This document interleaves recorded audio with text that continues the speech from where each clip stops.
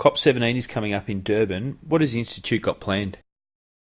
Great news this year for the Institute is that we're now officially recognised as observers at the UNFCCC process. So we'll be going to Durban, attending in our own right to prosecute the great cause that is CCS in the battle against climate change. With this sort of presence that we'll have this year, we'll be blogging each day. There'll be a lot of activity on our website for people to follow. And also, if you're in attendance at Durban, please come along to our events. They're all listed on the website. We've got 3 in particular.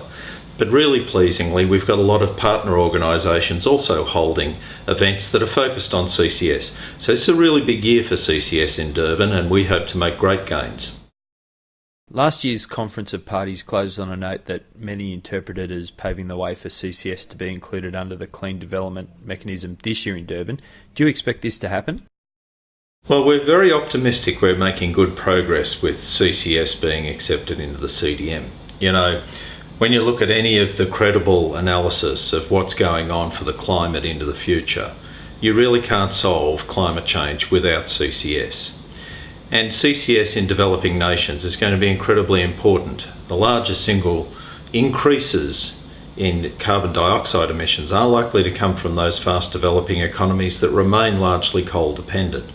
So CCS is a really important element here, and financing it in these developing nations really will turn on having access to the CDM.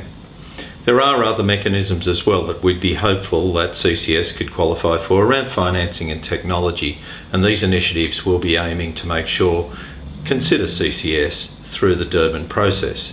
Now, of course, there's a long way to go in all of this, and there's been many meetings during 2011 examining some of the issues around CCS into the CDM.